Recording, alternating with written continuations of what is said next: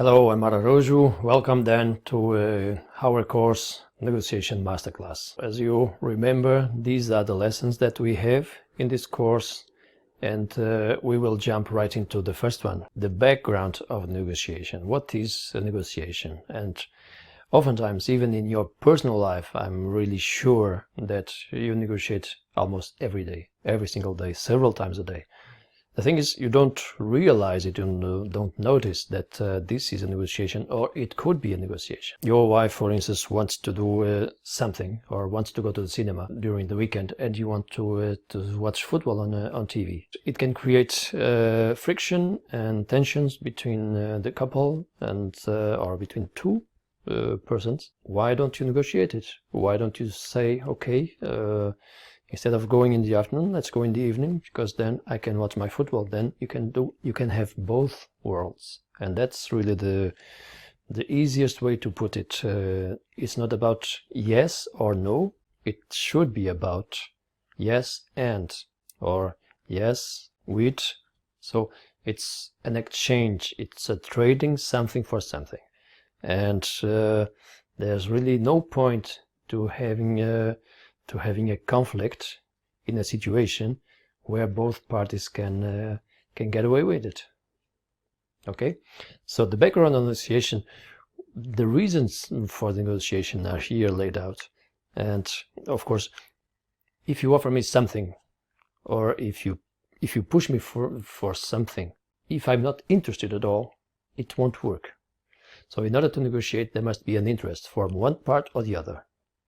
In the business world, it can be that a supplier wants to sell something to the buyer, or to a purchaser, or to a company. If they really don't have interest, you will lose time, energy, and efforts for nothing. If they have some interest, and that's your primary goal, is to find out what can be their interest. Do they have?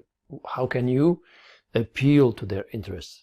And once they are interested, and they can be interested for several reasons, in one side of the scope or the other side of the scope, then the negotiation itself starts.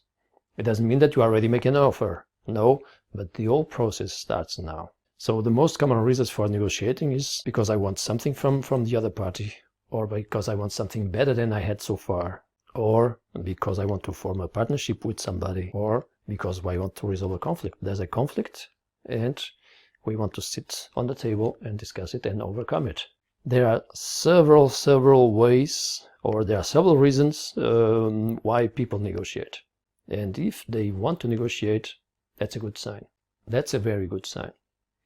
And yes, they will object, and yes, they will make your life difficult, and yes, they will challenge your offers. But if they have interests, they wouldn't come so far just to drop it in the end. So take a look at the statements in the slide. These are just some examples of what is negotiation and why people negotiate. And I think it's important to have this in mind, because oftentimes you just see negotiation as a painful exercise to go through. And in the end, this is a very human interaction. Still, in the background of negotiation, we have several choices to resolve differences.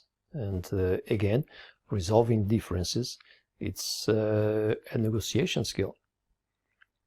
It doesn't mean, negotiation doesn't mean that money has to be involved. It doesn't mean that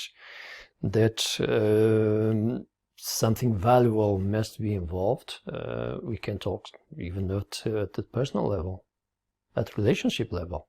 And still, that will be a negotiation, and you don't have to put a number on it. It's just a matter of resolving differences. And so here I have a couple of ways or options that you have in order to settle differences. And that can be via trading games, via positional games, via sharing, via forcing games, via abdication. So several ways to do it. One or some more ethical than others, but they exist, and it's important that you are aware of them.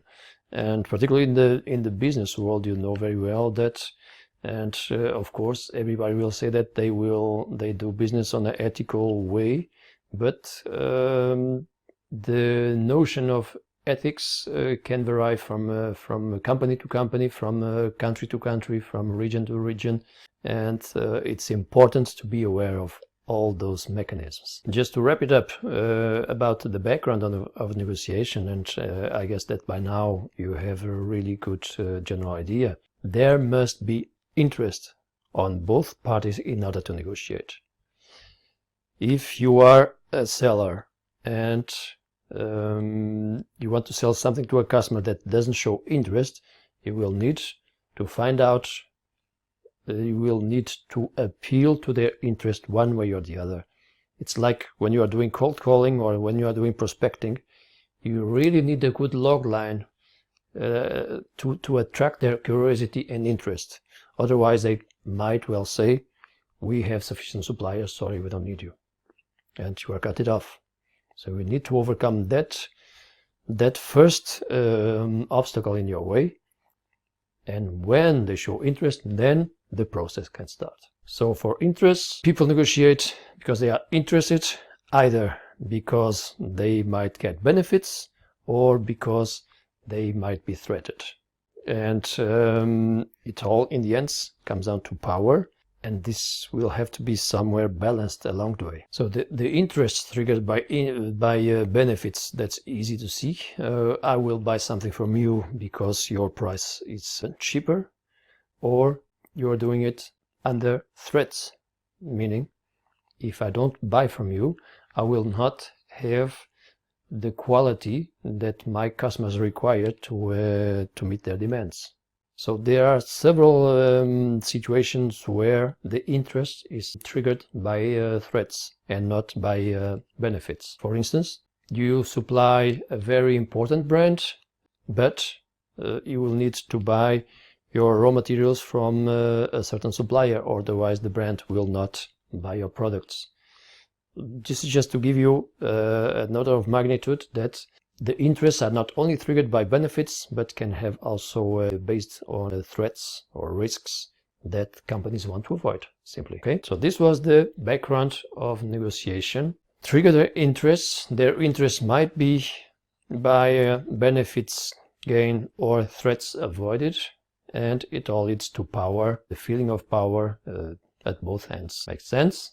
Take your time, go back and read it again if you have any doubts, because it's really important to know this background in order to